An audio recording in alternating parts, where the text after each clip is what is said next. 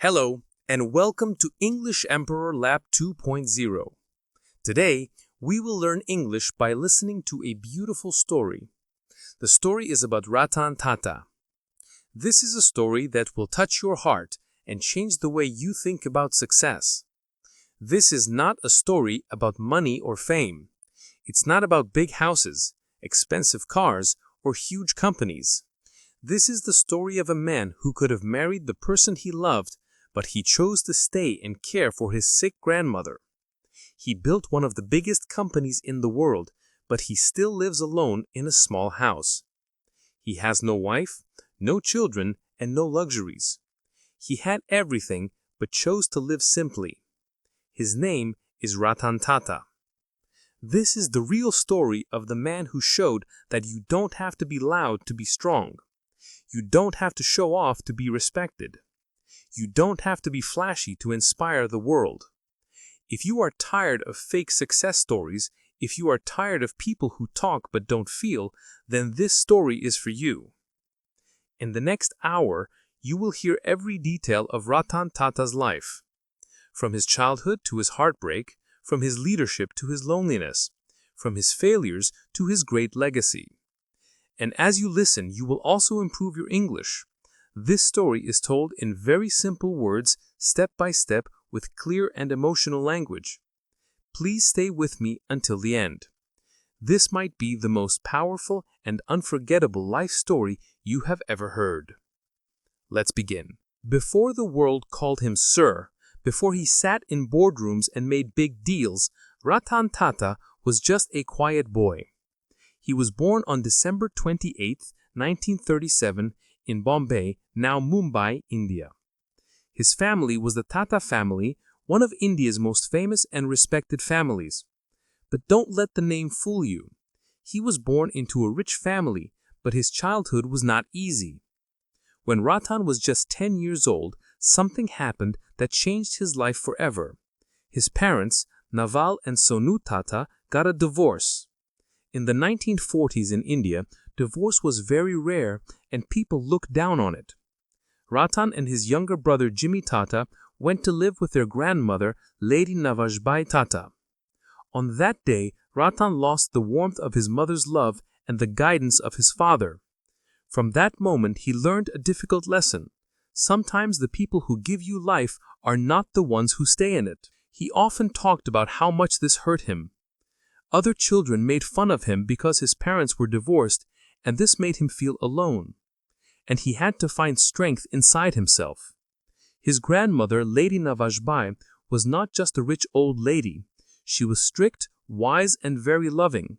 She raised Ratan as her own son, not with gifts, but with a strong focus on good values. She taught him to be disciplined, to live simply, to respect people, and, most importantly, to be kind. She made sure that even though he was surrounded by wealth, he was never spoiled. She told him, "It doesn't matter how much money you have, what matters is how you treat people." That lesson became the most important rule of his life. Ratan went to Campion School in Mumbai. He was quiet and shy. He didn't have many friends. Kids made fun of him because his parents were divorced and because he didn't show off his family's money. While other rich kids talked about parties and toys, Ratan liked to draw and dream alone. Instead of fighting back, he became stronger on the inside. He thought, "I will not become like them. I will build something better, something kinder." After school, Ratan went to the USA. He got into Cornell University and chose to study architecture, not business. Why? Because he loved design and creating beautiful things. His family did not agree. They wanted him to study something useful like business or engineering to prepare him to run the family company. But Ratan stood strong. He believed in his dream even when no one else did. That is who Ratan was, a quiet person who did what he believed in. While in the US, Ratan fell in love for the first time. It was a true and deep love. They planned to get married. But then he got a call from India. His grandmother was very sick. Without thinking twice, Ratan left everything, his college, his girlfriend, his future plans, and went back to India. He thought his love would wait for him. But by the time he was ready to go back and get her, she had married someone else. That was the moment his heart broke, and it never truly healed. Ratan Tata never got married. He never loved anyone the same way again. Money cannot protect you from family pain. Sometimes love asks you to choose, and when you choose, you lose something important. True strength is built quietly. You don't have to be loud to be powerful. If you stay kind through your pain, the world will one day feel your impact. After losing his first love, Ratan Tata returned to India with a quiet strength inside him. He had finished his architecture degree and later he studied at Harvard Business School. But back then, no one thought he was ready to be a CEO. People looked at him and said, "He's just a rich boy with an easy life. He's not tough enough to lead. He's too soft, too gentle, too emotional." They were wrong. But he did not argue with them. He decided to prove them wrong with his work. He didn't walk into a nice office. He didn't sit in a big chair with coffee. No, Ratan Tata started at the lowest level.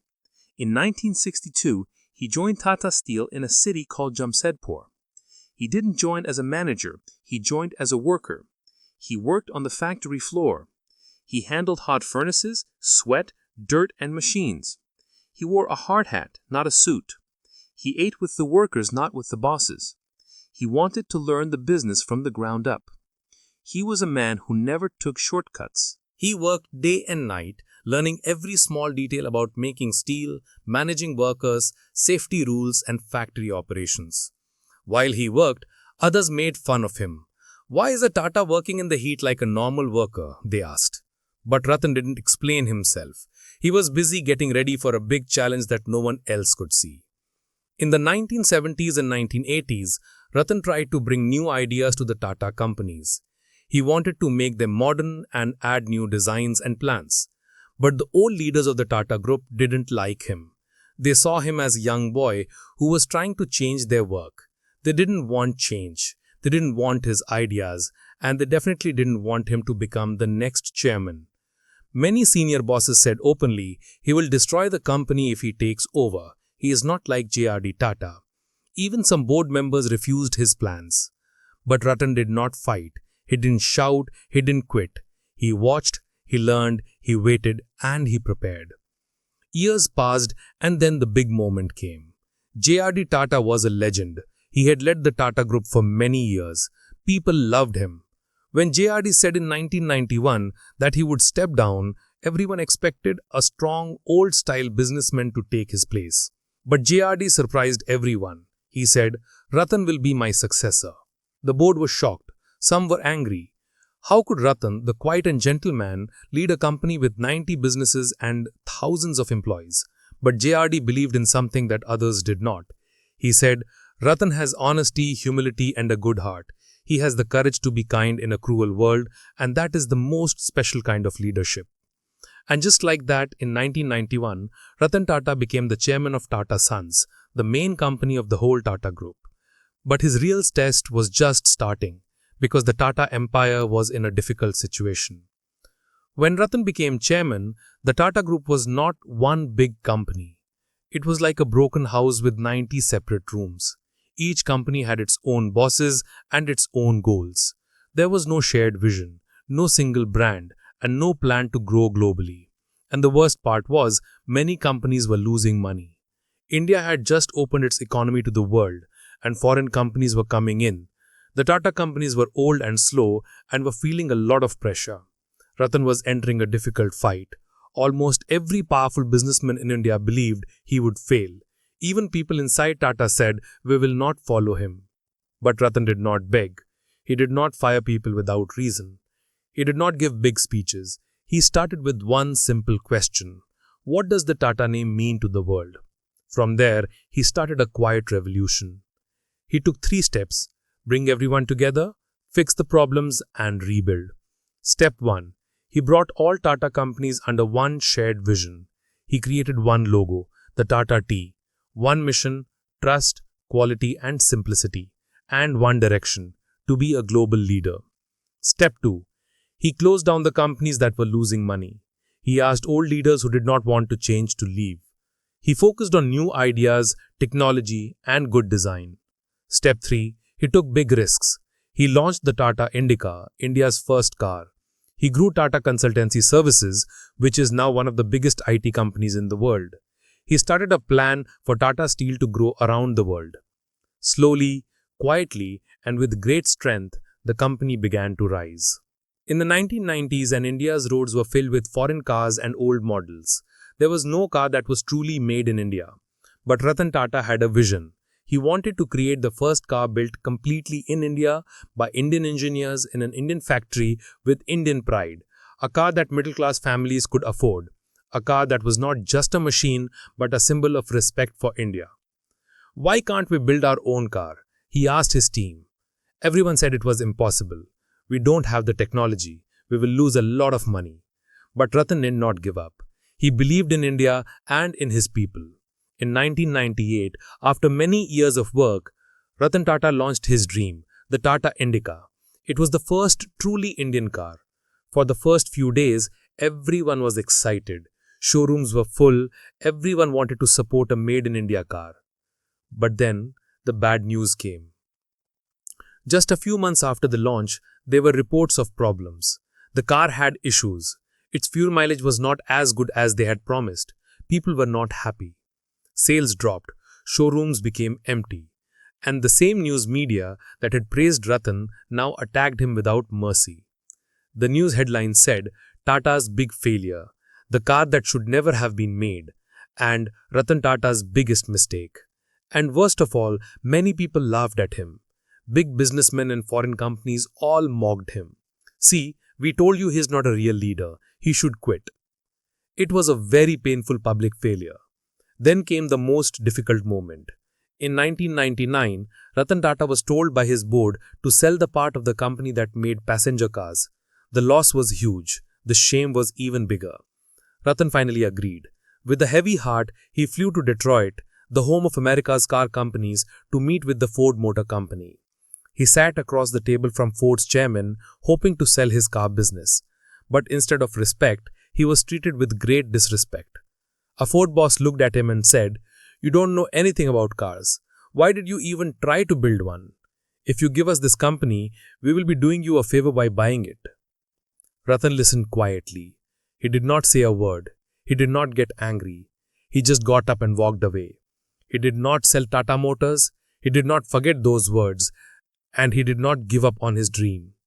Instead, he went back to India and said, "They will be sorry for this."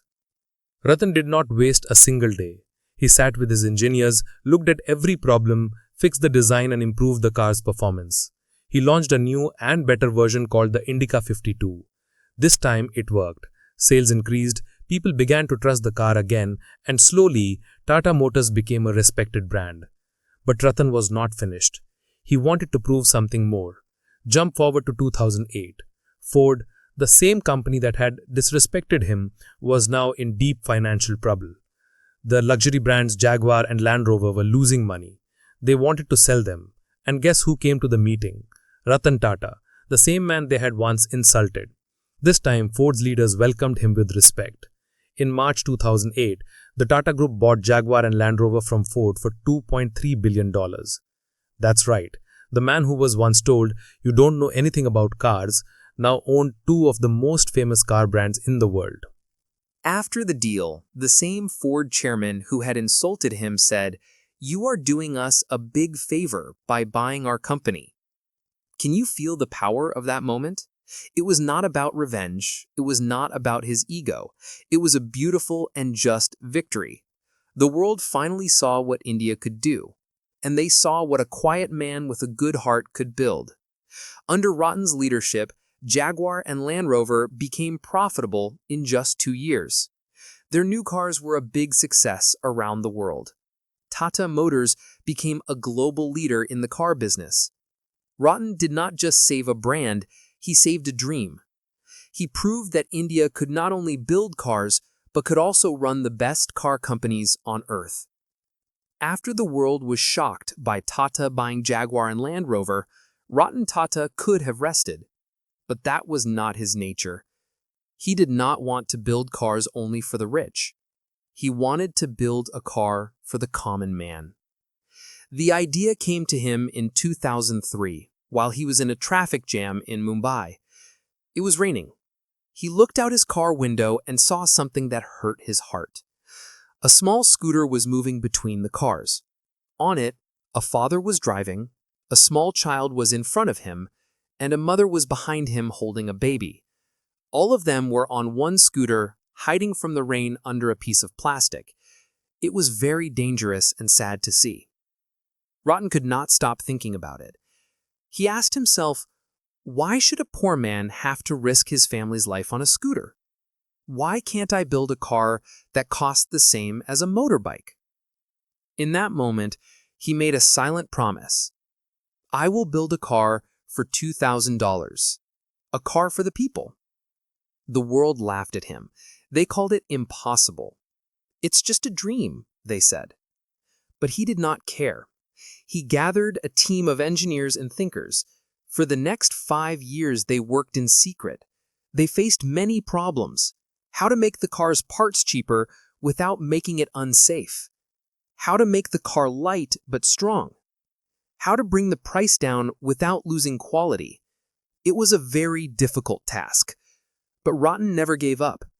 In 2008, at the Auto Expo in New Delhi, in front of thousands of people, Ratan Tata walked onto the stage with a small, simple-looking car. He said, "A promise is a promise, and I am here to keep mine." He removed the cover and showed the Tata Nano, the cheapest car in the world, priced at about 1 lakh rupees. The crowd cheered loudly. India was so proud. The world was shocked. News headlines shouted, "India's people's car has arrived!" But just as the celebration started, the storm came. To make the Tata Nano in large numbers, Tata Motors started building a huge factory in a village called Singur in West Bengal. They had legally bought around 1,000 acres of land. But after a few months, a large protest started. Some local farmers and political groups said, "We were forced to give our land. This is not for development, this is stealing." Even though many farmers had taken money, others said they had no choice. The issue became a big public and political fight. Thousands of people protested at the factory gates. Ratan Tata, who had never faced this kind of public chaos, was very hurt. He believed he was bringing jobs and growth to the village, but now he was being called a land thief and a bad person. Ratan does not usually speak with anger, but this time he stood at a press conference, his face calm, but his voice sharp. He said, "If we are not wanted here, we will leave. We do not want to be where we are not wanted." With those 18 words, he made one of the most daring decisions in modern business history. He shut down the almost finished Singur factory and moved the whole project out of West Bengal and started everything again in Sanand, Gujarat, 1,500 kilometers away. In just 14 months, a new factory was ready. Cars started to roll out. He had lost millions of dollars and a lot of time, but he did not give up. He never spoke badly about anyone. He just moved on with dignity. Even after all the pain, Ratan believed the Nano would be a success. But something strange happened. People did not want to buy it. Why? Because it was seen as a cheap car, not as an affordable car. In India, cars are often a symbol of a person's status. People thought, if I buy a Nano, people will think I am poor. Sales dropped. The car that was meant to give dignity to the poor was now seen as a shame by the very people it was built for. After a few years, the production of the Nano slowly stopped. Ratan once said in an interview, "Nano was the biggest sadness of my life, not because it failed, but because people misunderstood its purpose. It was built with love, and that broke my heart." This was not about money for Tata. It was about a promise and a dream to help the poor, and the world rejected it. But even then, he never blamed anyone. He didn't complain. He just stayed silent and kept walking.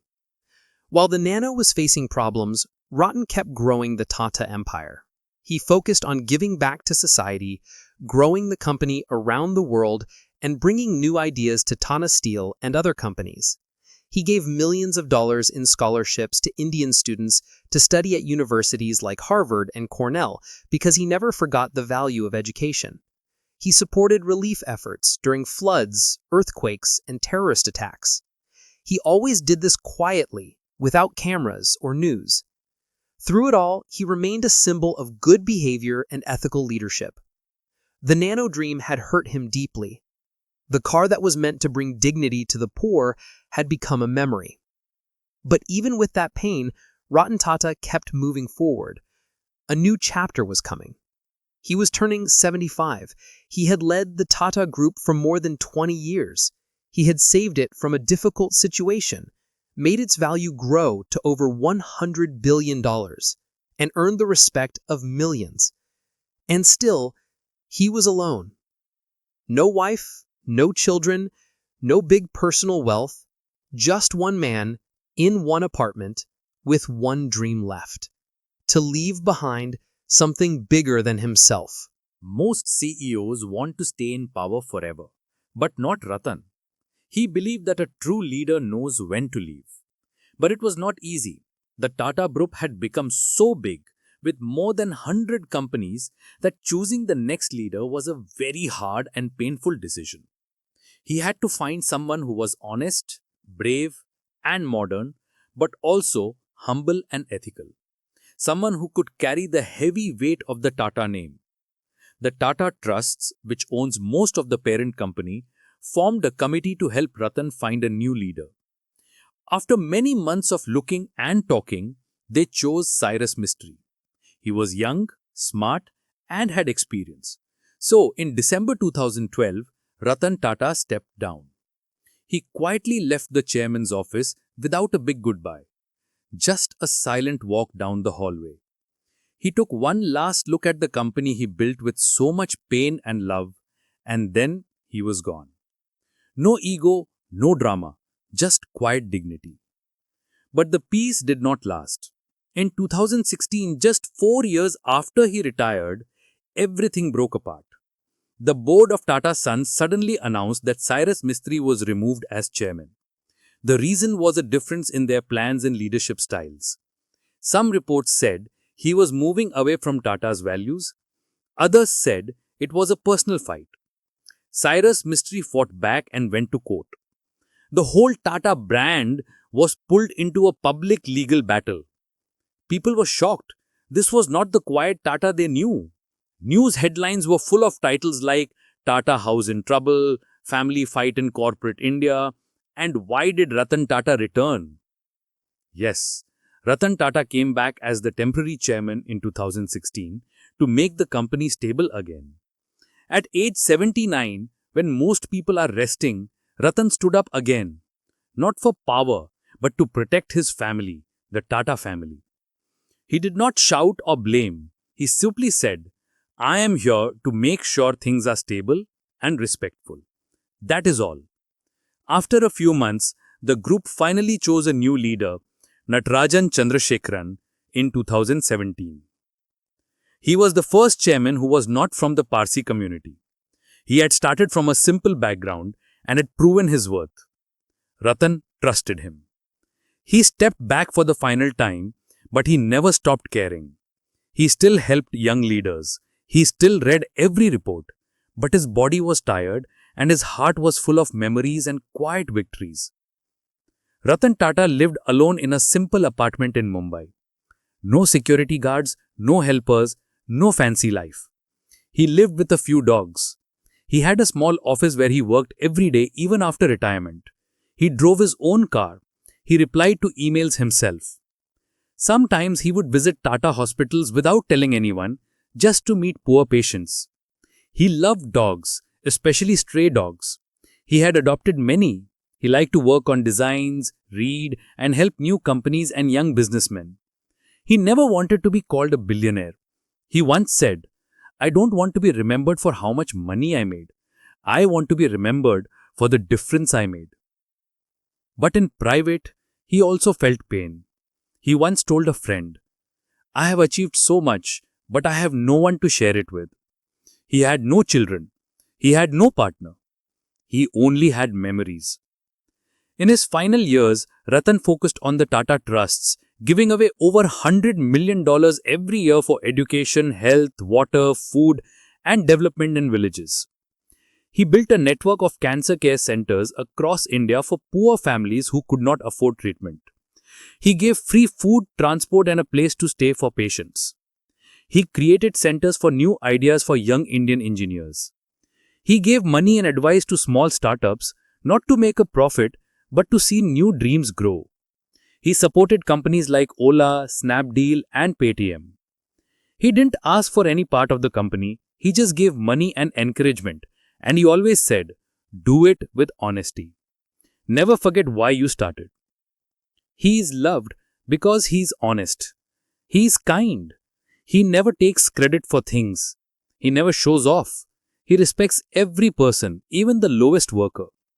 He stood with India when others ran away. During the terrorist attack in Mumbai, he personally visited the families of all those who died, from the rich hotel guests to the cleaning staff.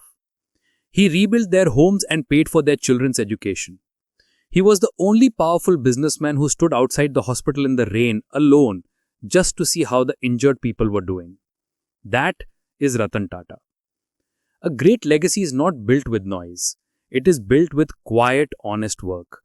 Being rich means nothing if you don't help others with your success. Leadership is not about having power. It is about being responsible.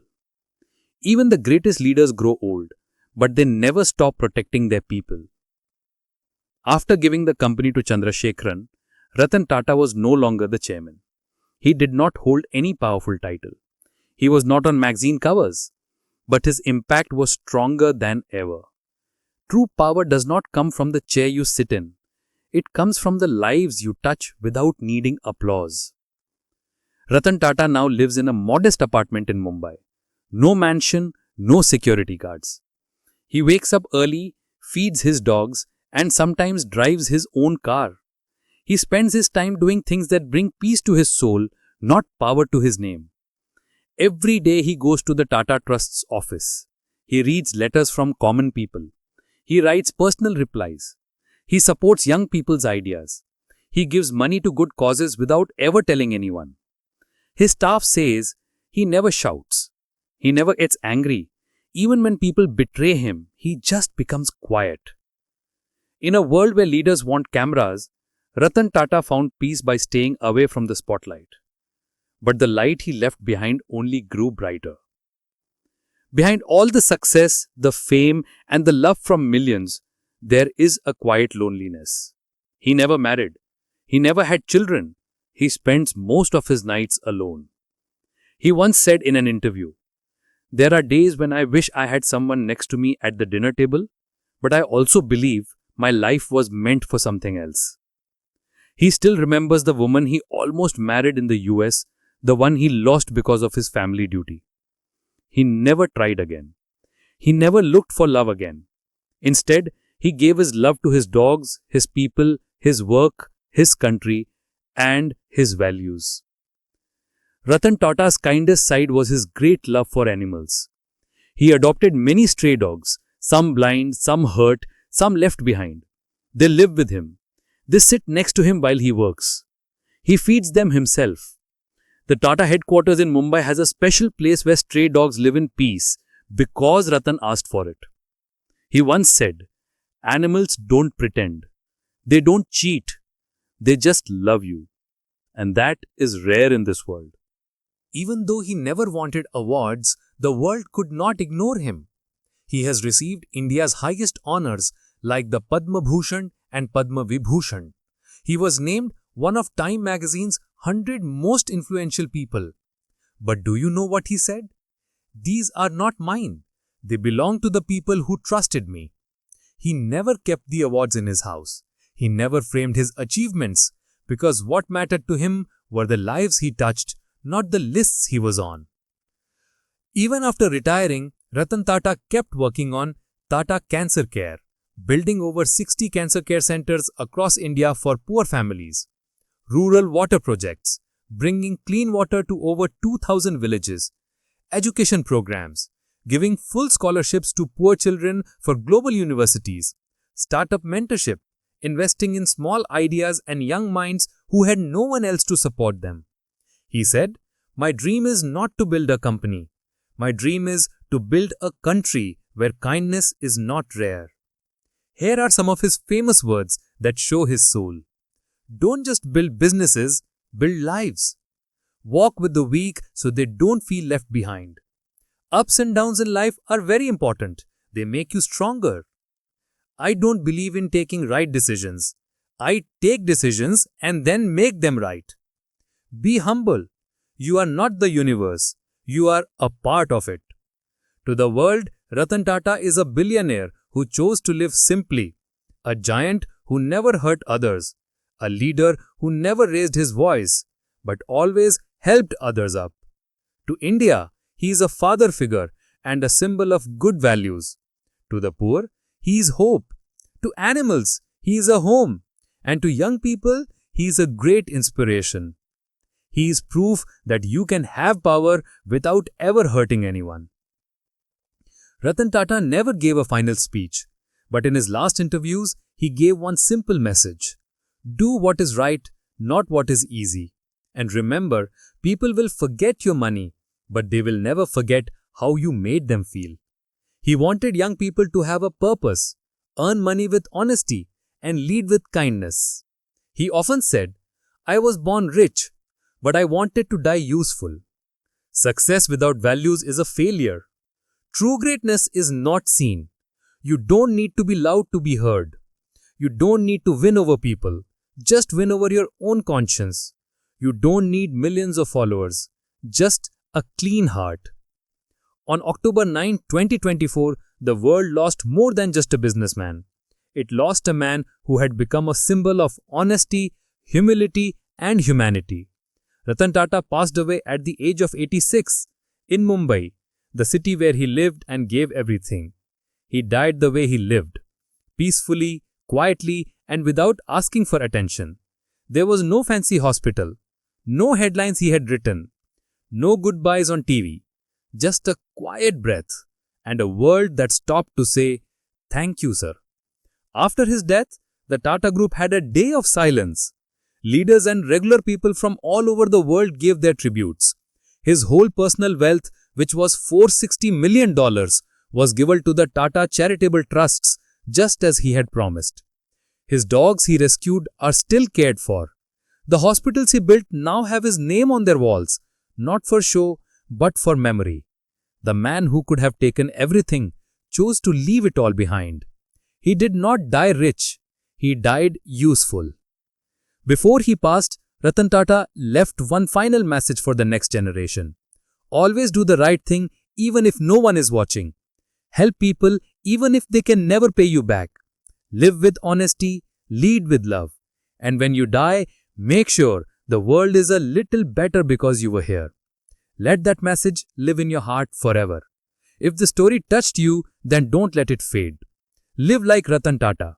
Lead with purpose. Stay humble and never stop helping others. And remember, kindness never dies. It lives on in people like you. Thank you for listening to this story on English Emperor Lab 2.0. We hope you not only learned some new English words and phrases, but also felt inspired by the beautiful life of Ratan Tata. Remember, the best way to improve your English is to listen to stories like this one every day. Keep learning, keep growing, and keep being kind. See you next time.